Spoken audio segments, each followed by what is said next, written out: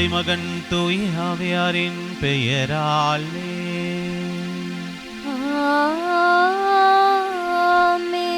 நம் ஆண்டவராகிய இயேசு கிறிஸ்துவின் அருளும் கடவுளின் அன்பும் தூய் ஆவியாரின் நட்புறவும் உங்கள் அனைவரோடும் இருப்பதாக. உம் ஆன்மாவோடும் இருப்பதாக. அன்புமிக்க சகோதர சகோதரிகளே, பாஸ்கா காலத்தின் 2ஆம் ஞாயிறு திருப்பலிக்கு உங்களை அன்போடு வரவேற்கிறேன். இந்த நாள் இறை இரக்கத்தின் ஞாயிறாக கொண்டாடப்படுகிறது. இந்த நாளில் சிறப்பாக இணையத்தின் வழியாக இணைந்திருக்கக்கூடிய உங்கள் அனைவருக்காகவும் உங்களுடைய குடும்பங்களையும் திருப்பலியில் ஒப்பு கொடுத்து ஜெபிக்க இருக்கிறோம். நாம் நம்முடைய வாழ்க்கையில் இரக்கத்தோடு இல்லாத தருணங்களுக்காக இந்த நேரத்தில் ஆண்டவரிடம் மன்னிப்பை வேண்டி சிறப்பாக ஆண்டவரே மற்றவர்கள் மீது இரக்கம் கொள்வதற்கான மனநிலை எங்களுக்கு கொடுத்தரலும். உம்மிடமிருந்து பேரிரக்கத்தை நாங்கள் பெற்றுக்கொள்கிறோம்.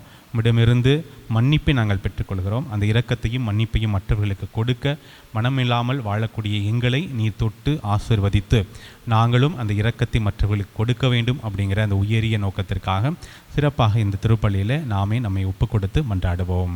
அன்புமிக்க சகோதர சகோதரிகளே, தூய மறை நிகழ்வுகளை கொண்டாட நாம் தகுதி பெறும் பொருட்டு நம் பாவங்களை ஏற்றுக்கொள்வோம்.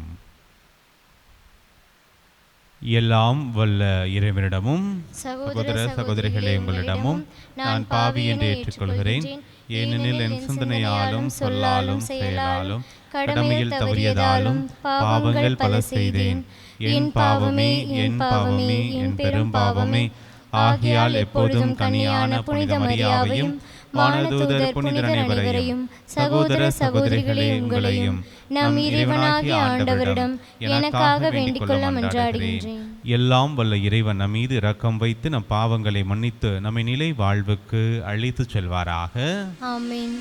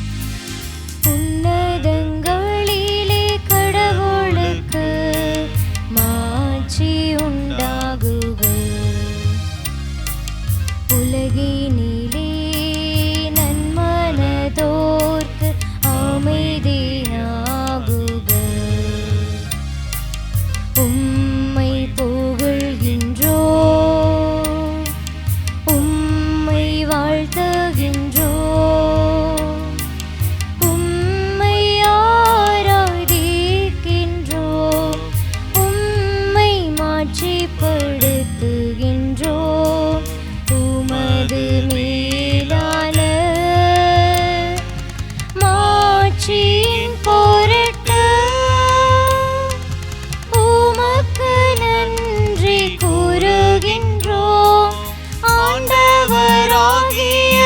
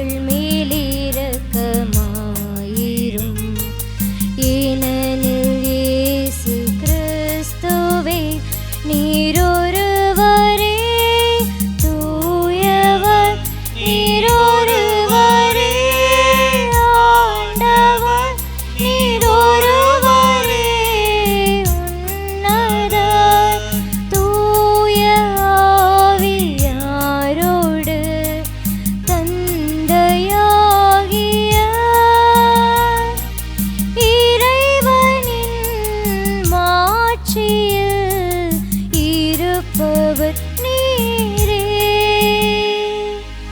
ஆமென். ஜெபிப்போமாக. என்றென்றும் உள்ள இரக்கத்தின் நிறைவா, மீண்டும் மீண்டும் நாங்கள் கொண்டாடும் பாஸ்கா விழாவிலே உமக்கு அர்ப்பணிக்கப்பட்ட மக்களின் நம்பிக்கையை நீ தூண்டுகின்றீர். நீ வழங்கிய இவருளை பெருக்குகின்றீர். இவ்வாறு திருமுழுக்கினால் நாங்கள் கழுவப்பட்டுள்ளதையும், தூய ஆவியாரால் நாங்கள் புது பிறப்பு அடைந்துள்ளதையும், இரத்தத்தால் நாங்கள் மீட்கப்பட்டுள்ளதையும் நாங்கள் சரியான முறையில் அறிந்து புரிந்து கொள்ள செய்வீராக.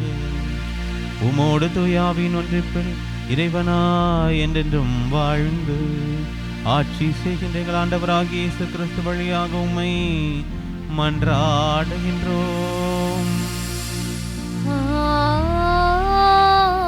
ஆமென். முதல் வாசகம். ஆண்டவரில் நம்பிக்கை கொண்டவரின் கூட்டம் வளர்ந்துள்ளது. திருத்துதர் பணிகள் நூலிலிருந்து வாசகம். அதிகாரம் 5, இறைவசனங்கள் 12 16 முடிய. அந்நாள்களில் மக்களிடையே பல அரும் அடையாளங்களும் அருஞ்செயல்களும் திருத்துதர் வழியாக செய்யப்பட்டன. அனைவரும் சாலமோன் மண்டபத்தில் ஒரு மனத்தவராய் கூடி வந்தனர். மற்றவர் யாரும் இவர்களோடு சேர்ந்து கொள்ள துணியவில்லை. ஆயினும் மக்கள் இவர்களை பற்றி பெருமையாக பேசினர். ஆண்டவரிடம் நம்பிக்கை கொண்ட திரளான ஆண்களும் பெண்களும் இவர்களோடு சேர்க்கப்பட்டார்கள். பேதுரு நடந்து செல்லும்போது அவர் நிழல் சிலர் மேலாவது படுமாறு மக்கள் உடல் நலமற்றோரை கட்டில்களிலும் படுக்கைகளிலும் கிடத்தி சுமந்து கொண்டு வந்து வீதிகளில் வைத்தார்கள். எருசலேமை சுற்றியிருந்த நகரங்களிலிருந்து மக்கள் உடல் நலமற்றோரையும் தீய ஆவிகளால் இன்னலுற்றோரையும் சுமந்து கொண்டு திரளாக கூடி வந்தார்கள். இவர்கள் அனைவரும் நலம் பெற்றனர். ஆண்டவரின் அருள்வாக்கு. இறைவனுக்கு நன்றி.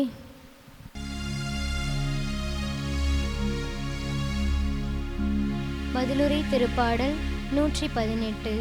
நாம் பாட வேண்டிய பதிலுரை. ஆண்டவருக்கு நன்றி செலுத்துங்கள், ஏனெனில் அவர் நல்லவர், என்றென்றும் உள்ளது அவரது பேரன்பு.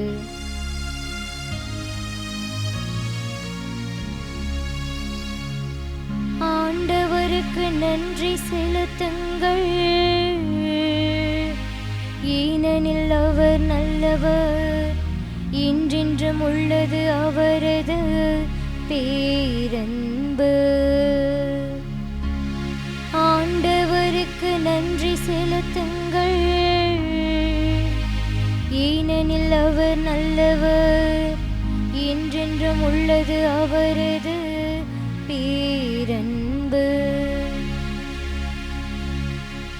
என்றென்றும் உள்ளது அவரது பேரன்பு என இஸ்ரேல் மக்கள் சாற்றுவார்களாக. என்றென்றும் உள்ளது அவரது பேரன்பு என ஆரோனின் குடும்பத்தார் சாற்றுவார்களாக. என்றென்றும் உள்ளது அவரது பேரன்பு என ஆண்டவருக்கு அஞ்சுவோர் அனைவரும் சாற்றுவார்களாக. ஆண்டவருக்கு நன்றி செலுத்துங்கள், ஏனெனில் அவர் நல்லவர், என்றென்றும் உள்ளது அவரது பேரன்பு. கட்டுவோர் புறக்கணித்த கல்லே கட்டிடத்திற்கு மூலை கல்லாயிற்று. ஆண்டவரால் இது நிகழ்ந்துள்ளது, நம் கண்களுக்கு இது வியப்பாயிற்று. ஆண்டவர் தோற்றுவித்த வெற்றியின் நாள் இதுவே, இன்று அக்களிப்போ ஆக மகிழ்வோ. ஆண்டவருக்கு நன்றி செலுத்துங்கள், ஏனெனில் அவர் நல்லவர், இன்றென்றும் உள்ளது அவரது பேரன்பு. ஆண்டவருக்கு நன்றி செலுத்துங்கள், ஏனெனில் அவர் நல்லவர், இன்றென்றும் உள்ளது அவரது பேரன்பு. இரண்டாம் வாசகம். சாவுக்கு உட்பட்டேனாயினும் இதோ நான் என்றென்றும் வாழ்கிறேன். திருத்தூதர் யோவான் எழுதிய திருவெளிப்பாட்டிலிருந்து வாசகம். அதிகாரம் 1, இறைவார்த்தைகள் 9 முதல் 11 மற்றும் 12 முதல் 13 மற்றும் 17 முதல் 19 முடிய. உங்கள் சகோதரனும் இயேசுவோடு இணைந்த நிலையில் உங்கள் வேதனையிலும் ஆட்சி உரிமையிலும் மன உறுதியிலும் பங்கு கொள்பவனுமான யோவான் என்னும் நான் கடவுளின் வாக்கை அறிவித்து இயேசுவுக்கு சான்று பகர்ந்ததால் பத்மு தீவுக்கு வர நேர்ந்தது. ஒரு ஞாயிற்றுக்கிழமை அன்று தூய ஆவி என்னை ஆட்கொள்ளவே எனக்கு பின்னால் பெரும் குரல் ஒன்று எக்காலம் போல முழங்க கேட்டேன். நீ காண்பதை ஒரு சுருளேட்டில் எழுதி 7 இடங்களிலும் உள்ள திருச்சபைகளுக்கு அதை அனுப்பி வை என்று அக்குரல் கூறியது. என்னோடு பேசியவர் யார் என்று பார்க்க திரும்பினேன். அப்பொழுது 7 பொன் விளக்கு தண்டுகளை கண்டேன். அவற்றின் நடுவே மானிட மகனை போன்ற ஒருவரை பார்த்தேன். அவர் நீண்ட அங்கியும் மார்பில் பொன் பட்டையும் அணிந்திருந்தார். நான் அவரை கண்டபொழுது செத்தவனைப் போல் அவரது காலில் விழுந்தேன். அவர் தமது வலக்கையை என் மீது வைத்து சொன்னது, அஞ்சாதே, முதலும் முடிவும் நானே, வாழ்பவரும் நானே.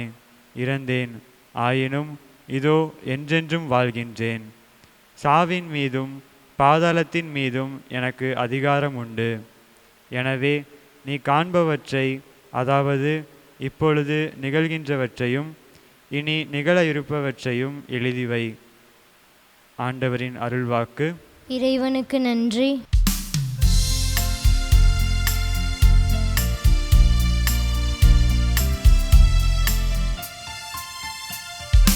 அல்லேலூயா, அல்லேலூயா, அல்லேலூயா, அல்லேலூயா, அல்லேலூயா, அல்லேலூயா, அல்லேலூயா, அல்லேலூயா.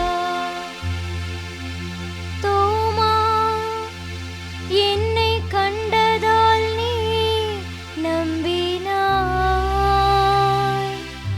காணாமலே நம்புவோர் பேறு பெற்றோர் என்கிறார் ஆண்டவர்.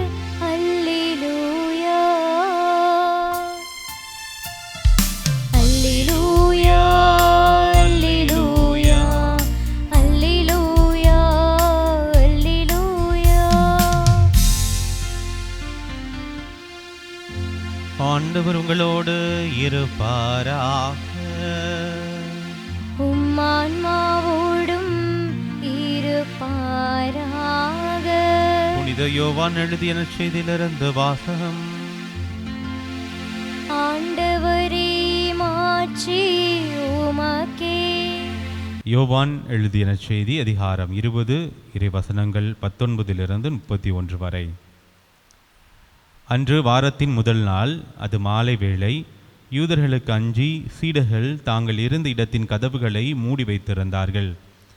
அப்போது இயேசு அங்கு வந்து அவர்கள் நடுவில் நின்று, உங்களுக்கு அமைதி உரித்தாகுக என்று வாழ்த்தினார். இவ்வாறு சொல்லிய பின் அவர் தம் கைகளையும் விலாவையும் அவர்களிடம் காட்டினார். ஆண்டவரை கண்டதால் சீடர்கள் மகிழ்ச்சி கொண்டார்கள்.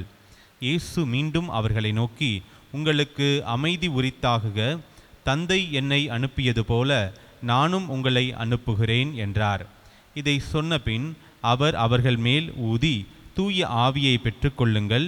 எவருடைய பாவங்களை நீங்கள் மன்னிப்பீர்களோ அவை மன்னிக்கப்படும், எவருடைய பாவங்களை மன்னியாதிருப்பீர்களோ அவை மன்னிக்கப்படா என்றார். 12 ஒருவரான திதிம் என்னும் தோமா இயேசு வந்தபோது அவர்களோடு இல்லை. மற்ற சீடர்கள் அவரிடம், ஆண்டவரை கண்டோம் என்றார்கள். தோமா அவர்களிடம், அவருடைய கைகளில் ஆணிகளால் ஏற்பட்ட தழும்பை பார்த்து, அதில் என் விரலை விட்டு அவர் விழாவில் என் கையை இட்டாலன்றி நான் நம்ப மாட்டேன் என்றார். 8 நாட்களுக்கு பின் அவருடைய சீடர்கள் மீண்டும் உள்ளே கூடியிருந்தார்கள். அன்று தோமாவும் அவர்களோடு இருந்தார். கதவுகள் பூட்டப்பட்டிருந்தும் இயேசு உள்ளே வந்து அவர்கள் நடுவில் நின்று, உங்களுக்கு அமைதி உரித்தாகுக என்று வாழ்த்தினார். பின்னர் அவர் தோமாவிடம், இதோ என் கைகள், இங்கே உன் விரலை இடு, உன் கையை நீட்டி என் விழாவில் இடு, ஐயம் தவிர்த்து நம்பிக்கை கொள் என்றார்.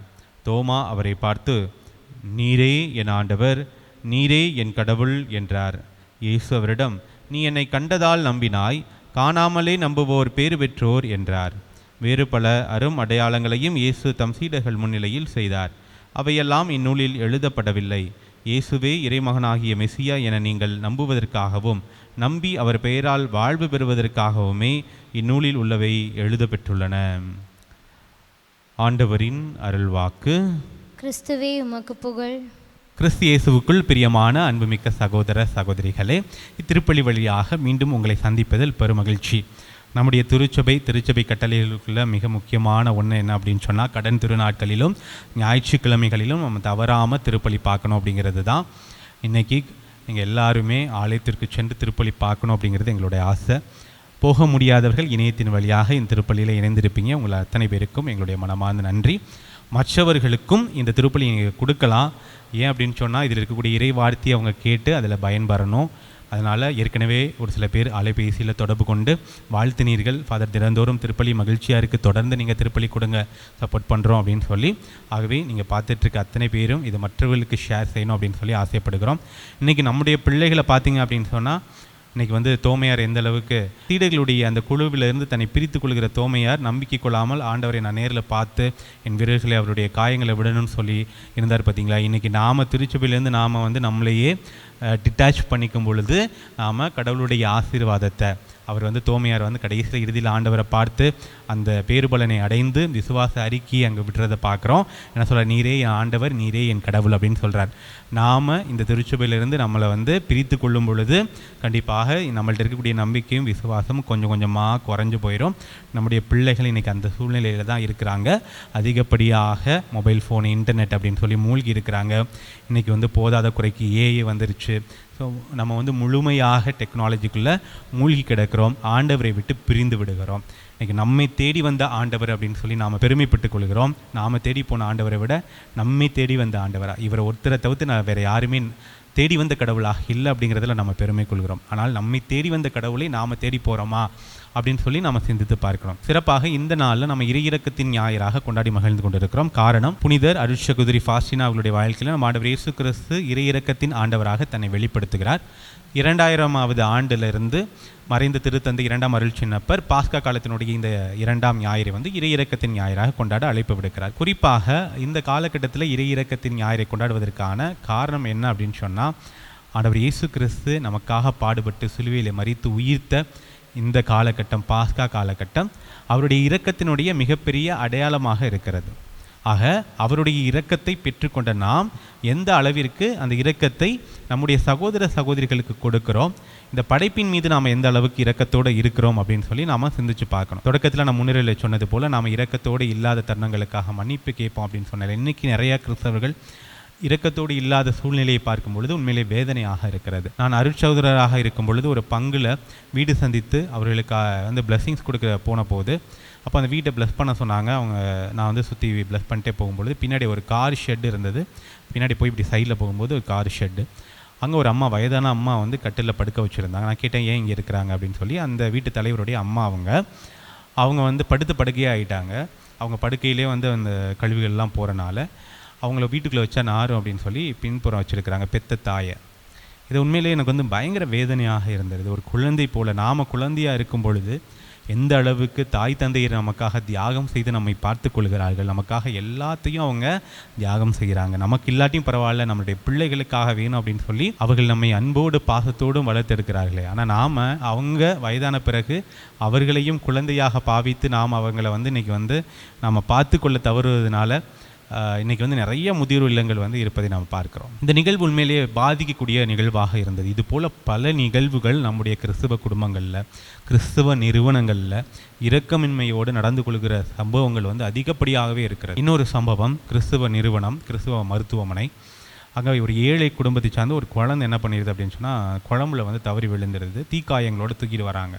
உயிருக்கு ஆபத்தான அந்த சூழ்நிலையில் அங்கே இருக்கக்கூடிய அந்த கிறிஸ்தவ மருத்துவமனையில் இருக்கக்கூடிய நிர்வாகம் சொல்கிறது, நீங்கள் வந்து முழுமையாக பணத்தை கட்டுங்க, அப்போ தான் உங்களுக்கு வந்து நாங்கள் ட்ரீட்மெண்ட் ஆரம்பிப்போம் அப்படின்னு சொல்ல, அந்த தந்தை வந்து கெஞ்சிடார், எப்படியாவது என் குழந்தைய நீங்கள் காப்பாற்றுங்க, நான் கடனை உடனே வாங்கியாவது நான் வந்து உங்களுக்கு வந்து கட்டிடுறேன் அப்படின்னு சொல்லி. இல்லை நீங்கள் பணத்தை கட்டினீங்கன்னா தான் நாங்கள் அட்மிஷன் போடுவோம் அப்படின்னு சொல்லி இறுதியாக அந்த குழந்தை இறந்து போனது. இந்த இரு நிகழ்வுகள் போல் இன்னும் பல்வேறு நிகழ்வுகளை வந்து நான் வந்து சொல்லலாம். இங்கே நாம் இரக்கமற்ற மனிதர்களாக வாழ்ந்துட்டுருக்கிறோம், மனித நேயமற்ற மனிதர்களாக வாழ்ந்துட்டுருக்கிறோம்.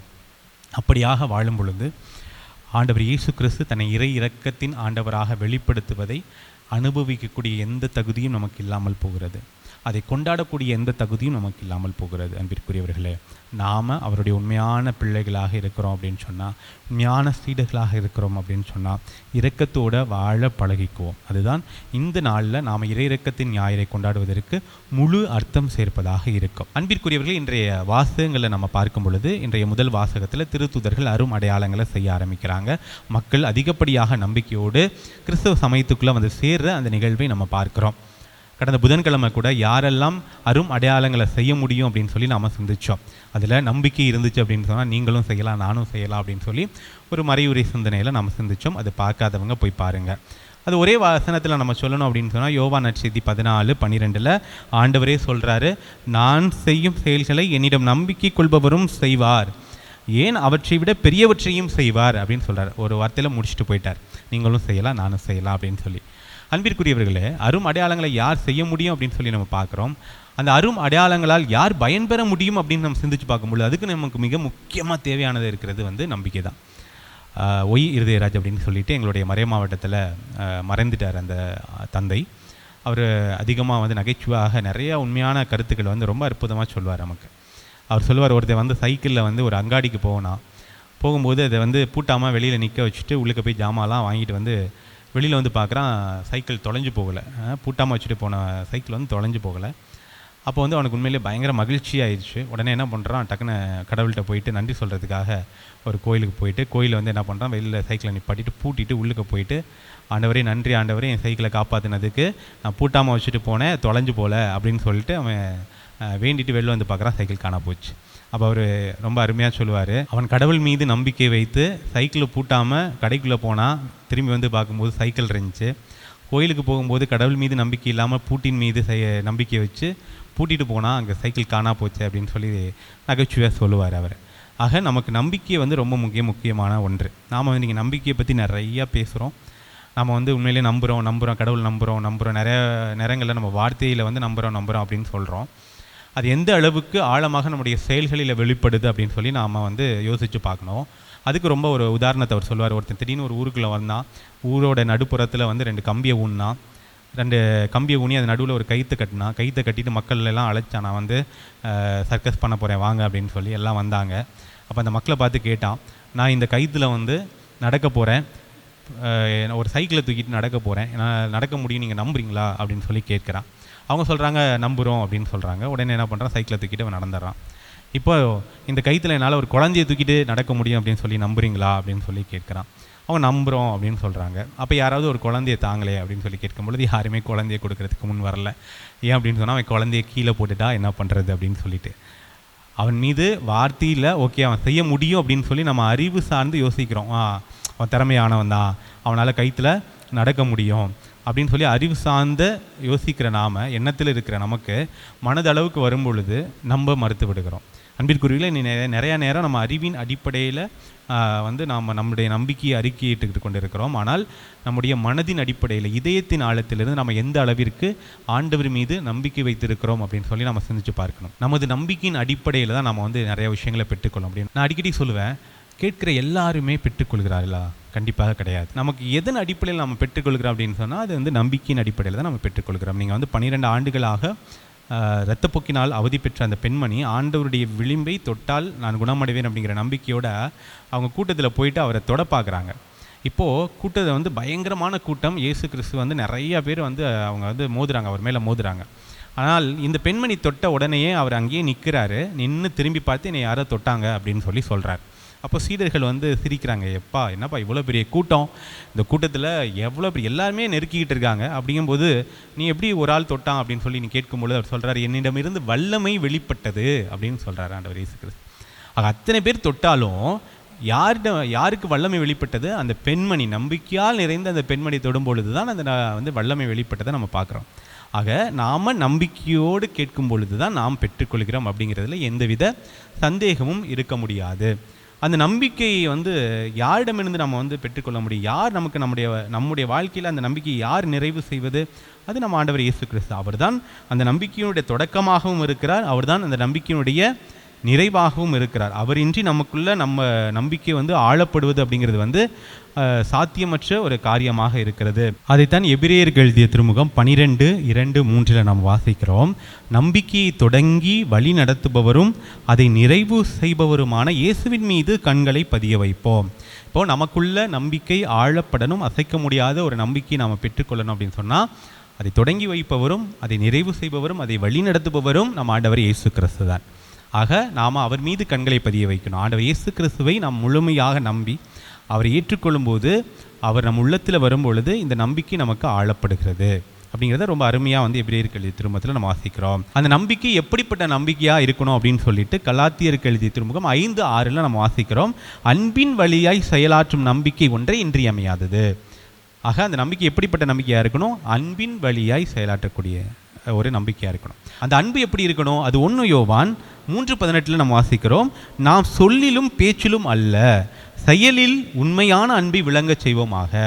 அந்த அன்பு எப்படி இருக்கணும்? அதுவும் பேச்சில் சொல்ல இருக்கக்கூடாது, அது செயலில் வடிவம் பெறணும். அப்போ செயலுள்ள நம்பிக்கை தான் நமக்கு தேவையாக இருக்கிறது.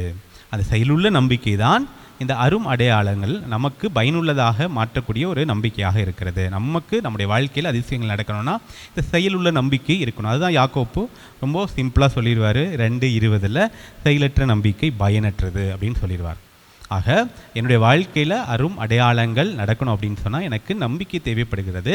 அந்த நம்பிக்கை எப்படி ஆழப்படும்? ஆண்டவர் இயேசுவின் மீது நான் என் கண்களை பதிய வைக்கும் பொழுது தொடங்குபவரும் நிறைவு செய்பவருமாக இருக்கக்கூடிய இயேசுவை நான் நம்பும் பொழுது எனக்குள்ள நம்பிக்கை ஆழப்படுகிறது. அந்த நம்பிக்கை எப்படிப்பட்ட நம்பிக்கையாக இருக்கணும்? அன்பு நிறைந்த நம்பிக்கையாக இருக்கணும். அந்த அன்பு வெறும் பேச்சில் இருக்கக்கூடாது, அது செயல் வடிவம் பெறணும் அப்படின்னு சொல்லிட்டு ரொம்ப அற்புதமாக இந்த வசனங்களை நம்ம பார்க்கிறோம். இப்படிப்பட்ட ஆழமான நம்பிக்கையை நம்முடைய வாழ்க்கையில் நாம் ஏற்றுக்கொள்ளும் பொழுது நம்ம எப்படிப்பட்ட பலன்களை எல்லாம் பெறுகிறோம் அப்படின்னு சொல்லி நம்ம சிந்திச்சு பார்க்கணும். முதல் விஷயம் என்ன அப்படின்னு சொன்னால், இந்த நம்பிக்கை நமக்கு பேறு பலன்களை கொண்டு வருகிறது. விவிலியத்தில் நிறைய இடங்களில் நிறையா சந்தர்ப்பங்களில் வந்து பேறு பெற்றோர் அப்படின்னு சொல்லி வாசிக்கிறோம். ஆனால் முதல்ல பேறு பெற்றோர் அப்படிங்கிற விஷயமும் கடைசியில் பேறு பெற்றோர் அப்படிங்கிற விஷயமும் நம்பிக்கையின் அடிப்படையில் கொடுக்கப்படுகிறது. அதைத்தான் நாம் லூக்கா நற்செய்தியில் 1:45 ஆண்டவர் உமக்கு சொன்னவை நிறைவேறும் என்று நம்பிய நீர் பேறு பெற்றவர். முதல் பேறு பெற்றது எங்கே வருது? லூக்கா நற்செய்தி 1:45 ஆண்டவர் உமக்கு சொன்னவை நிறைவேறும் என்று நம்பிய நீர் பேறு பெற்றவர். கடைசி பேறு பெற்றவர் எதன் அடிப்படையில் வருது? நம்பிக்கையின் அடிப்படையில். அது இன்று நாம் வாசித்தது போல யோவான் நற்செய்தி 20:29 தோமா என்னை கண்டதால் நீ நம்பினாய், காணாமலே நம்புவோர் பேறு பெற்றோர். ஆக முதல் பேறு பெற்றதும் கடைசி பேறு பெற்றதும் நம்பிக்கையின் அடிப்படையில் வருது அப்படிங்கிறத நம்ம தெளிவாக தெரிஞ்சுக்கிறோம். ஆக முதல் பலன் என்ன அப்படின்னு சொன்னால் நம்ம பேறு பெற்றவர்களாக மாறுகிறோம். இரண்டாவது பலனாக நாம் பெற்றுக்கொள்கிற மிகப்பெரிய பாக்கியம் என்ன அப்படின்னு சொன்னால் நாம் நம்பிக்கையினால் மீட்பு பெறுகிறோம். அதைத்தான் ரோமியருக்கு எழுதிய திருமுகம் 10:8 இப்படியாக வாசிக்கிறோம். இறந்த இயேசுவை கடவுள் உயிர்த்தெழச் செய்தார் என நீங்கள் உள்ளூர நம்பினால் மீட்பு பெறுவீர்கள். அது மட்டும் கிடையாது, நீங்கள் 1 பேதுரு 1:8 இப்படியாக வாசிக்கிறீர்கள். இயேசுவை காணாமலே அன்பு செலுத்துகிறீர்கள், நம்புகிறீர்கள். இப்படியாக நீங்கள் நம்பும் பொழுது நீங்கள் வந்து இயேசு கொடுத்த அந்த ஒரு வாக்குறுதி இருக்குது பார்த்தீங்களா, தோமாட்ட நீ வந்து கண்டதால் நம்பினாய், காணாமலே நம்புவோர் பேறு பெற்றோர் அப்படிங்கிறது.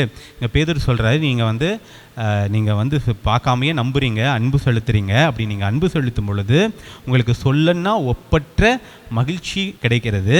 அது மட்டும் கிடையாது, உங்களுடைய ஆன்மா மீட்படைகிறது அப்படின்னு சொல்கிறார்.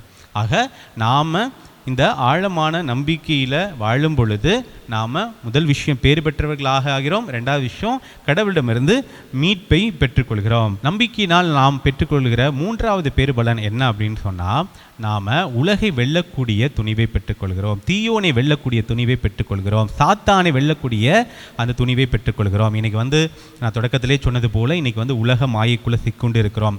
மொபைல் ஃபோன், இன்டர்நெட் அப்படின்னு சொல்லி இன்னும் நிறைய ஊனி இயல்புகளினுடைய அந்த தாக்கத்தினால நம்ம என்டர்டைன்மெண்ட் அப்படிங்கிற விஷயங்களில் நாம் சிக்கி கடவுள்கிட்ட பிரிந்து கிடக்கிறோம். பார்த்தீங்களா?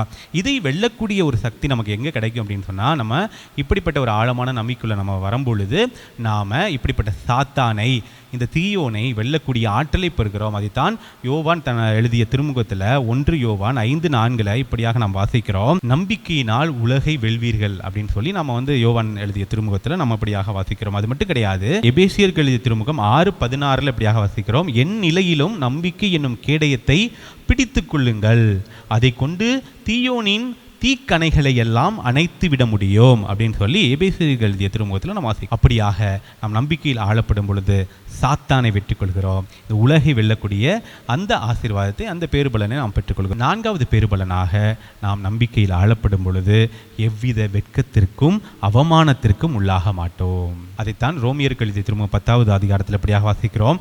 அவர் மீது நம்பிக்கை கொள்வோர் வெட்கத்திற்கு உள்ளாக மாட்டார்கள். நம்ம வாழ்க்கையில் எப்படிப்பட்ட சோதனைகள் நாம் சந்தித்தாலும், எப்படிப்பட்ட சவால்கள் நாம் சந்தித்தாலும், அவமானத்திற்குரிய சம்பவங்கள் எது வந்தாலும் அதை துணிவோடு எதிர்கொள்ளக்கூடிய ஒரு மிகப்பெரிய உறுதியையும் மன உறுதியையும் ஆற்றலையும் நமக்கு நம்பிக்கை கொடுக்கிறது. ஆண்டவர் நம் பக்கம் இருந்து நம்மை காத்துக்கொள்கிறார், நம்மை அவமானத்திற்கு உட்படுத்தாமல் நம்மை மீட்டுக்கொள்கிறார் என்பதை நம்ம மிக தெளிவாக இதில் புரிஞ்சு கொள்கிறோம். அன்பிற்குரியவர்களே, இப்படியாக நாம் நம்பிக்கையில் ஆழப்படும் பொழுது இந்த முதல் பேறு பலனாகிய பேறு பெற்றவர்களாக மாறுகிறோம். 2வது, நாம் மீட்படைந்தவர்களாக மாறுகிறோம்.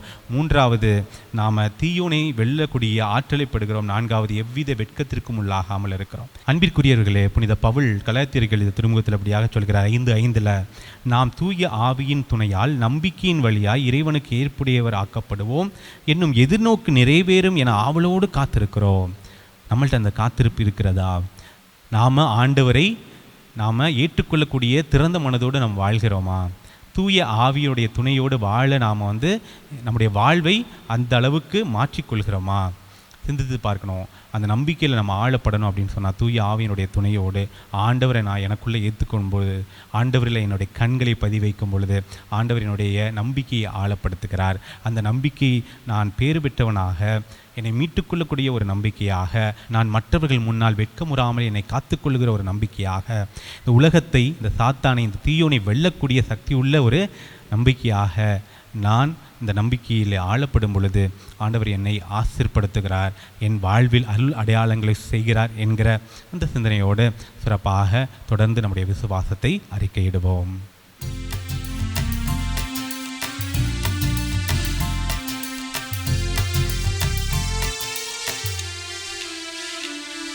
விண்ணையும் மண்ணையும் படைத்தவராம் கடவுள் ஒருவர் இருக்கின்றார். தந்தை, மகன், தூய ஆவியராய் ஒன்றாய் வாழ்வோரை நம்புகிறேன்.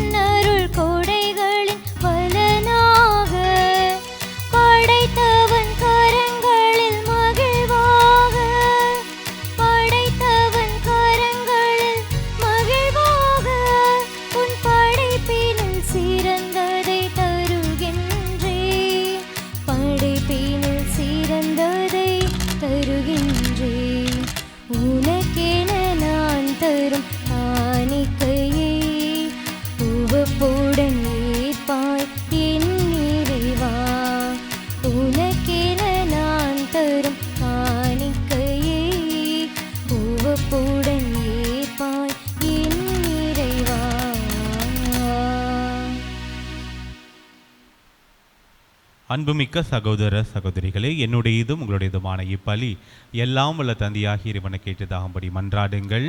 ஆண்டவர் தமது பெயரின் புகழ்ச்சிக்காகவும் மாட்சிக்காகவும் நமது நன்மைக்காகவும் புனித திரு அவை அனைத்து நலனுக்காகவும் உமது கையிலிருந்து இப்பலியை ஏற்றுக்கொள்வாராக. ஆண்டவரே, புது பிறப்பு அடைந்த உமக்களின் காணிக்கைகளை ஏற்றுக்கொள்ள உம்மை வேண்டுகின்றோம்.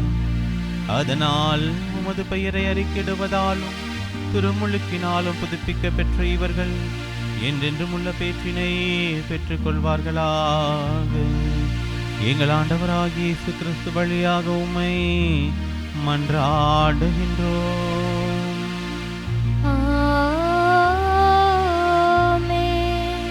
ஆண்டவர் உங்களோடு இருப்பாராக. ஆன்மாவோடும் இருப்பாராக. இதயங்களை மேலே எழுப்புங்கள். ஆண்டவரிடம் எழுப்பியுள்ளோம். நம் இறைவனாகிய ஆண்டவருக்கு நன்றி கூறுவோம். அது தகுதியும் நீதியுமானதே.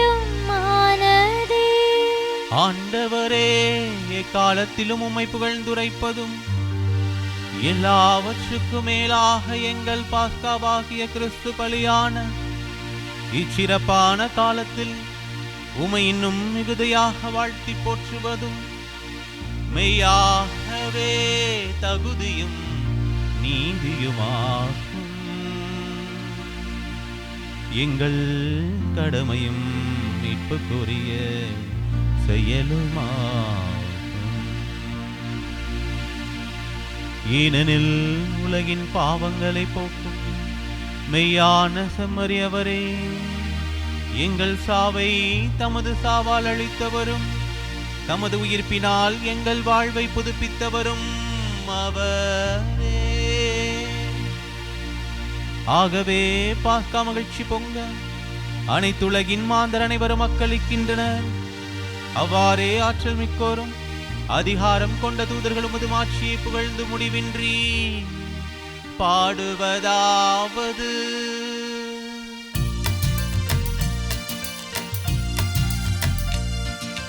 தூயவர் தூயவர் தூயவர் வான்படைகளின் கடவுளாம் ஆண்டவர். விண்ணகமும் மண்ணகமும் உமது மாட்சியால் நிறைந்துள்ளன. உன்னதங்களிலே ஓசன்னா, உன்னதங்களிலே ஓசன்னா. ஆண்டவர் பெயரால் வருகிறவர் ஆசி பெற்றவர். உன்னதங்களிலே ஓசன்னா, உன்னதங்களிலே ஓசன்னா.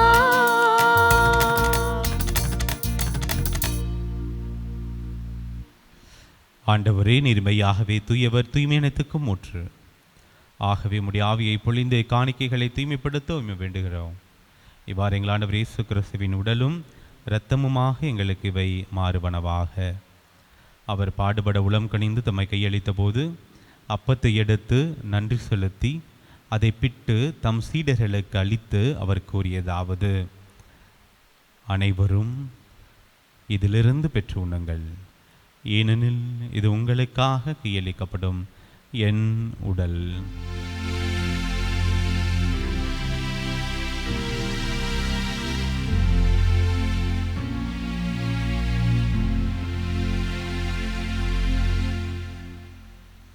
அவ்வண்ணமே இரவு விருந்தி அருந்திய பின் கிண்ணத்தையும் எடுத்து மீண்டும் உமக்கு நன்றி கூறி தம் சீடர்களுக்கு அளித்தவர் கூறியதாவது: அனைவரும் இதிலிருந்து பெற்று பருகுங்கள், ஏனெனில் இது புதிய நிலையான உடன்படிக்கைக்குரிய இரத்தத்தின் கிண்ணம்.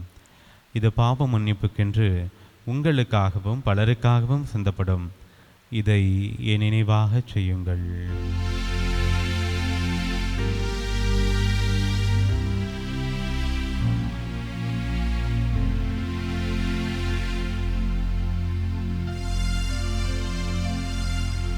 நம்பிக்கையின் மறை பொருள்.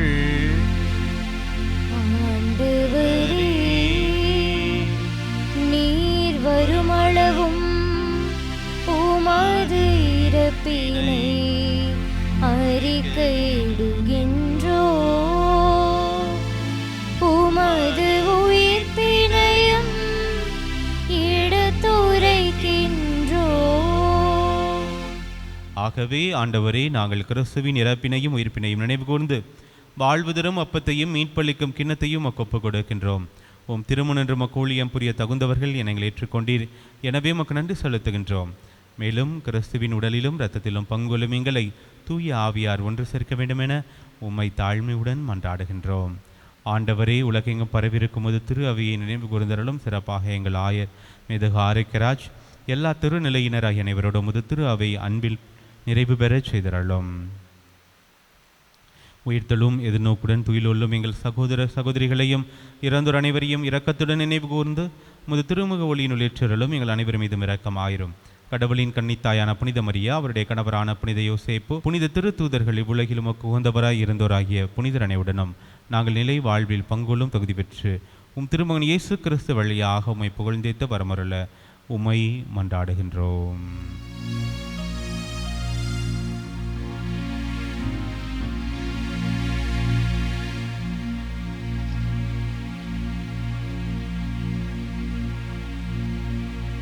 இவர் வழியாக இவரோடு இவரில் எல்லாம் வல்ல இறைவனாகிய தந்தையே, தூய ஆவியாரின் ஒன்றிப்பில் எல்லா புகழும் மாட்சியும் என்றென்றும் உமக்கு உரியதே.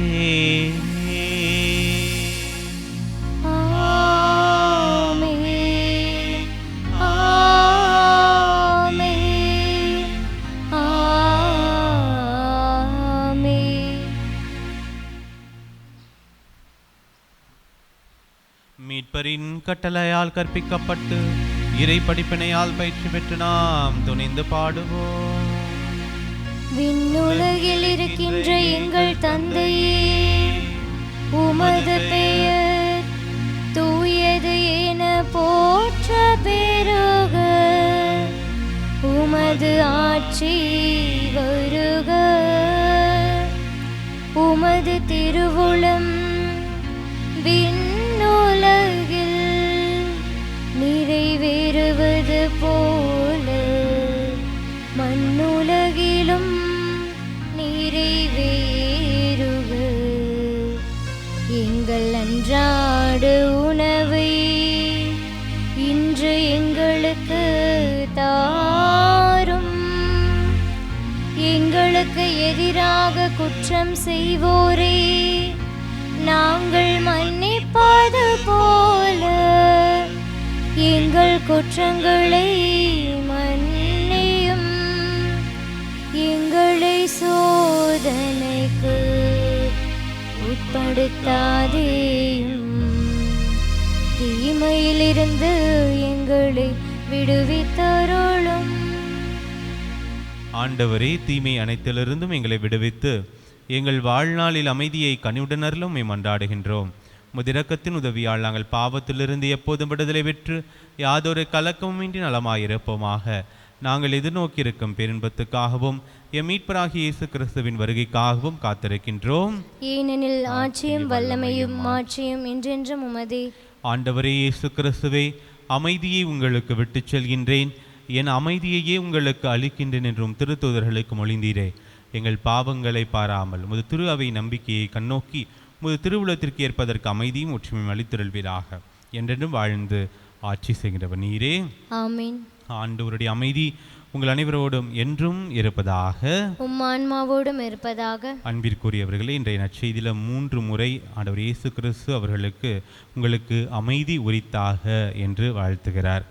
நாம் இந்த 3 முறை எப்படி எடுத்துக்கலான்னா, முதல்ல நம் ஆண்டவராகிய கடவுளிடம் நாம் நம்முடைய அமைதியை, நம்முடைய ஒப்புரவை கொடுக்க கடமைப்பட்டிருக்கிறோம். அடுத்ததாக நாம் வாழக்கூடிய நம்முடைய சகோதர சகோதரிகளோடு நாம் ஒப்புரவாகி இந்த அமைதியை, ஆண்டவருடைய அமைதியை நாம் அவர்களுக்கு கொடுக்க கடமைப்பட்டிருக்கிறோம். அடுத்து கடவுள் படைத்த இந்த படைப்போடு நாம் இந்த அமைதியை பகிர கடமைப்பட்டிருக்கிறோம். அன்பிற்குரியவர்கள், இந்த நேரத்தில் நம்ம மனசுக்குள்ளே எவ்வளோ இருக்கலாம், எவ்வளோ மன்னிக்க முடியாத உறவுகள் இருக்கலாம், ஏற்றுக்கொள்ள முடியாத சில சூழ்நிலைகள் இருக்கலாம். அதையெல்லாம் மறந்து வீட்டுக்குள்ளேயே நிறைய நேரங்களில் ஒற்றுமை இல்லாமல், அமைதி இல்லாமல் நம்ம இருந்துகிட்டு இருக்கோம்.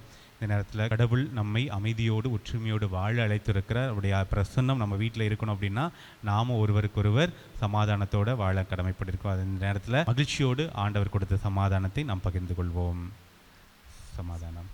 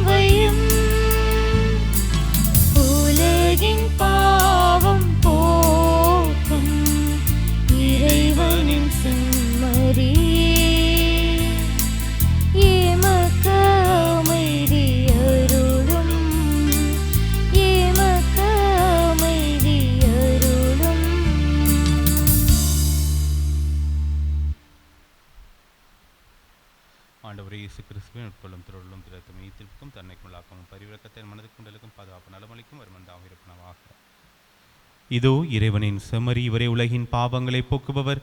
செம்மறியின் விருந்துக்கு அழைக்க பெற்றோர் பேறு பெற்றோர். ஆண்டவரே, நீர் என் இல்லத்தில் எழுந்தருள நான் தகுதியற்றவள். ஆனால் ஒரு வார்த்தை மட்டும் சொல்லியருளும், எனது ஆன்மா நலமடையும்.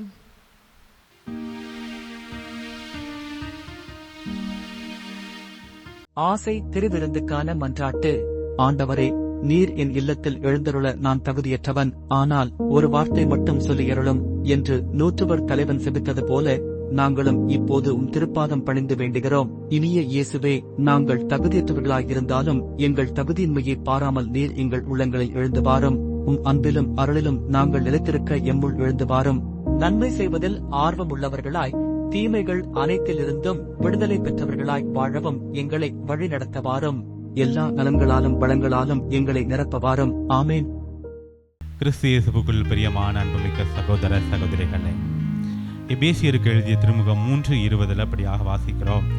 நாம் வேண்டுவதற்கும் நினைப்பதற்கும் மிகவும் மேலாக அனைத்தையும் செய்ய வல்லவராக கடவுள் இருக்கிறார் என்று சொல்லி, நமக்கு என்ன தேவை அப்படிங்கிறது கடவுளுக்கு நல்லாவே தெரியும். இருந்தபோதும் நம்ம எப்படி கேட்கிறோம் அப்படிங்கிறத ரொம்ப முக்கியம். நம்பிக்கையோடு கேட்கிறோமா? நாம் நம்பிக்கையோடு கேட்கும் பொழுது அவரிடமிருந்து பெற்றுக்கொள்கிறோம். அவருடைய அருளையும் ஆசிரியம் நிரம்ப பெற்றுக்கொள்கிறோம். அன்பிற்குரியவர்களே, இந்த நேரத்தில் நாம் நம்பிக்கை குன்றியவராக இருந்தோம் என்று சொன்னால், இன்றைய நம்ம இறைவார்த்தை பகிர்வில் பார்த்தோம், நம்பிக்கை எந்த அளவுக்கு நமக்கு வாழ்வு கொடுக்கிறது அப்படின்னு சொல்லி. நாம் வாழ்வை பெற்றுக்கொள்ள வேண்டும் என்று சொன்னால், இந்த நேரத்தில் நம்பிக்கையோடு நீங்கள் என்ன வேண்டுதல்கள் இருந்தாலும் சரி, கண்ணீரோடு நம்பிக்கையோடு ஆண்டவரிடம் இந்த பாடலோடு இணைந்து நாம் ஜெபிப்போமா?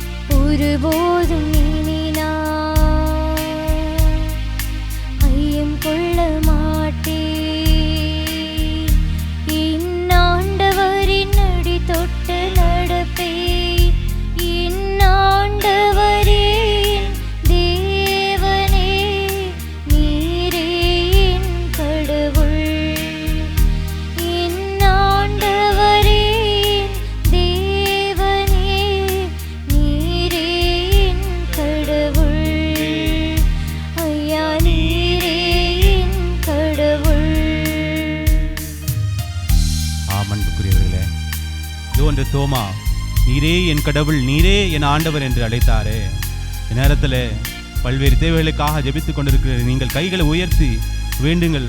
நீரே என் ஆண்டவரே, நீரே என் கடவுளே, நீர் எங்களை தேடி வர நாங்கள் என்ன பாக்கியம் செய்தோம். இதோ நாங்கள் தேடி வந்த கடவுளாக அல்ல, நீர் தேடி வந்தீர் எங்களை நோக்கி. இதோ உமக்கு முன்பாக உம்முடைய பிள்ளைகள் கண்ணீரோடு ஜெபித்துக் கொண்டிருக்கிறோம். எங்களை கண்ணோக்கி பாரும் ஐயா, எங்களை ஆசீர்வதியும் ஐயா, எங்கள் நம்பிக்கையை அதிகப்படுத்தும் ஐயா. எங்கள் நம்பிக்கையோடு நாங்கள் வேண்டுகிற இந்த வேண்டுதல்களை நாங்கள் பெற்றுக்கொள்ள எங்களை ஆசீர்வதியும் என்று சொல்லி தொடர்ந்து பாடுவோமா. என் கண்கள் என்ன பாக்கியம் செய்தன, கண்டேன் கண்டேன் என் தேவனை கண்டேன். என் கண்கள் என்ன பாக்கியம் செய்தன, கண்டேன் கண்டேன் என் தேவனை கண்டேன்.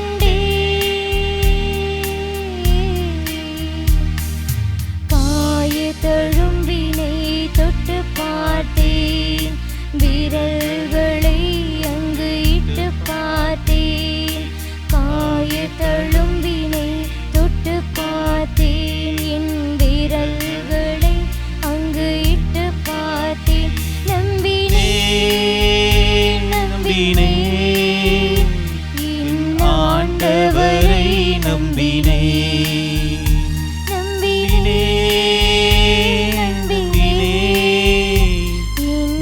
ஆண்டவரை நம்பினே. எல்லாரும் சேர்ந்து பாடுவோம். நம்பினே என் ஆண்டவரை நம்பினே. இன்னும் சத்தமாக நம்பினே நம்பினே என் ஆண்டவரை நம்பினே. அல்லேலூயா அல்லேலூயா அல்லேலூயா அல்லேலூயா அல்லேலூயா அல்லேலூயா அல்லேலூயா அல்லேலூயா அல்லேலூயா அல்லேலூயா அல்லேலூயா அல்லேலூயா. ஆண்டவரே, இதோ நம்பிக்கையோடு உம்முடைய பிள்ளைகள் கண்ணீரோடு ஜெபிக்கிறோம். அன்பு ஆண்டவரே, இதோ இறை இரக்கத்தின் ஞாயிறை கொண்டாடுகிற அந்த நாளிலே நாங்கள் எங்கள் சகோதர சகோதரிகளுக்கு இரக்கம் காட்டாமல் இருந்திருந்தால் எங்களை மன்னியும் ஆண்டவரே. இதோ உம்முடைய இரக்கத்தை சிலுவையிலே உம் உயிரை கொடுத்து நீர் காட்டினீரே. அந்த இரக்கத்தை பெற்றுக்கொண்டு நாங்கள் மற்றவர்களுக்கு அந்த இரக்கத்தை கொடுக்காமல் இருக்கிறோமே. எங்களுடைய மனதை மாற்றியறோம் அன்பாண்டவரே. இதோ தோமாவை போல நாங்கள் சந்தேகப்பட்டாலும் மீண்டும் நீரே என் ஆண்டவர், நீரே என் கடவுள் என்று சொல்லி நம்பிக்கை அறிக்கை விட்டாரே. இதோ இந்த நேரத்தில் நாங்களும் இதோ நீரே என் கடவுள், நீரே என் ஆண்டவர் என்று சொல்லி விசுவாச அறிக்கையிட எங்களை ஆசீர்வதியும் அன்பாண்டவரே. இது நாங்கள் சந்தேகத்தால் வாழ்ந்திருந்தோம் என்று சொன்னால் எங்களை மன்னியும். முழுமையான நம்பிக்கையோடு ஜெபிக்கிறோம் அன்பாண்டவரே. நீர் எங்களை தேடி வந்த தெய்வமாக இருக்கிறீர், நாங்கள் தேடி வந்த தெய்வம் அல்ல, நீர் எங்களை தேடி வந்திருக்கிறீர். இதோ உம்முடைய பிள்ளைகளை கண்ணோக்கி பாரும். இதோ எந்தவித சந்தேகமின்றி நாங்கள் உம்மிடம் நம்பிக்கையோடு ஜெபிக்கிறோம். இந்த பிள்ளைகளை ஆசீர்வதியும் அன்பாண்டவரே. இதோ கண்ணீரோடு பல குடும்பங்களில் இந்த நேரத்தில் ஜெபித்துக் கொண்டிருக்கிறார்கள் அன்பாண்டவரே. இந்த குடும்பத்தில் உடைய பிரசன்னத்திற்காக ஜெபித்துக் கொண்டிருக்கிறார்கள், ஒற்றுமைக்காக ஜெபித்துக் கொண்டிருக்கிறார்கள் அன்பாண்டவரே. ஏதோ கணவன் மனைவி பிறந்திருந்தார், அவர்களை ஆசீர்வதியும். அவர்கள் மனமாறி ஒற்றுமையுடன் வாழ, அவருடைய குழந்தைகளுக்காக வாழ, நல்லதொரு கிறிஸ்துவ குடும்பத்தை அவர்கள் அமைக்க அவர்கள் நிறைவாக ஆசீர்வதியும் அன்பாண்டவரே.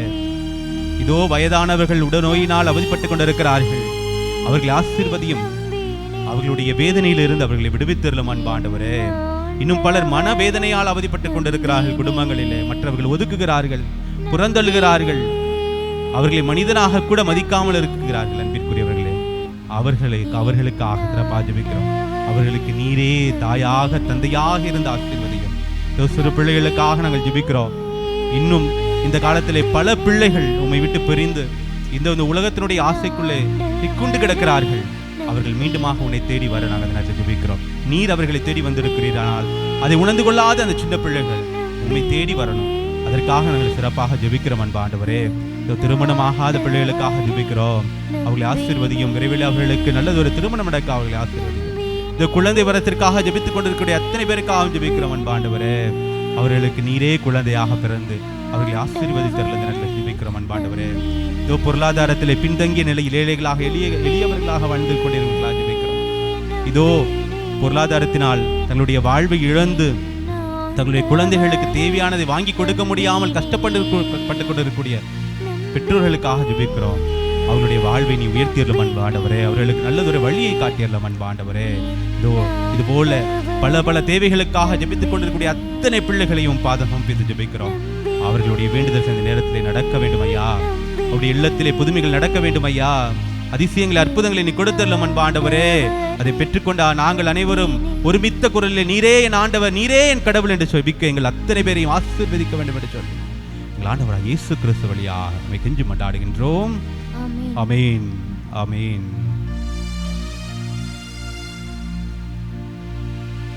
நன்றி கூறி மன்றாடுவோமாக.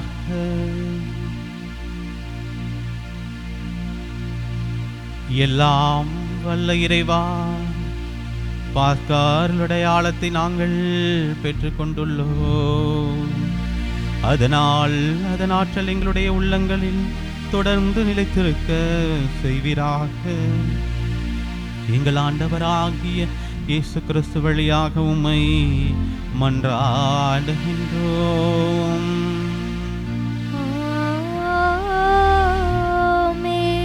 ஆண்டவர் உங்களோடு இருப்பாராக. ஆன்மாவோடும் இருப்பாராக. எல்லாம் வல்ல இறைவன் தந்தை, மகன், தூய ஆவி உங்கள் ஒவ்வொருவரையும் நிறைவா ஆசீர்வதிப்பாராக.